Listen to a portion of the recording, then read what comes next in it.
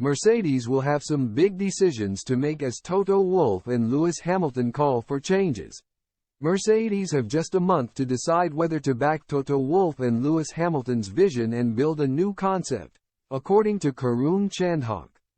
The ex-F1 star claimed teams will sign off on their 2024 designs in April, meaning the German squad will have 1 or 2 more races to make the final decision. He told Sky Sports Podcast, "If I look at the timeline, it's like building a block of apartments. Think of a cycle of 4 years for a 4-tier apartment block. Mercedes have got to think, do we knock down the first 2 years that we've built and build 3 tiers in the same time everyone else is going to just build the last tier? That decision will have to be made now because the architecture, then layout and the concept of the car will be signed off by April for all of the teams. In the next couple of races, they have to make the decision of do they abandon this concept and go with a whole new plan for next year.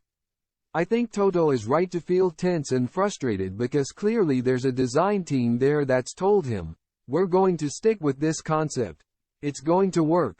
We understood what went wrong last year. Let's make it happen." It comes after Wolff admitted the Silver Arrows had got it wrong and called for engineers to go back to the drawing board. Earlier this week, the Austrian confirmed a new idea was already being tested in the wind tunnel. Lewis Hamilton also pointed the finger at Mercedes bosses for not listening to him over the direction of the design. He told the BBC that he told the chiefs what was needed as he demanded engineers take responsibility. Chandhok drew comparisons between Mercedes' situation and Aston Martin's last season. The British manufacturer struggled at the opening races and overhauled their design for the Spanish Grand Prix in a bid to close up to the frontrunners. Although they continued to lack pace in 2022, the team have now got on top of the system and have surprised everyone by securing a podium in Bahrain. Chandhok added, "The reality is last year they started the year with a car that wasn't very good. They put their ego aside. They were willing to throw away the time and effort they'd invested in that and ultimately made the decision for Barcelona to produce a copycat Red Bull. It upset a lot of people at Red Bull last year. But it meant they kinda wrote off a lot of last season when they had to understand.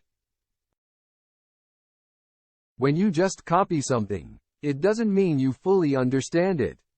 So Red Bull were annoyed by it and are still annoyed by it.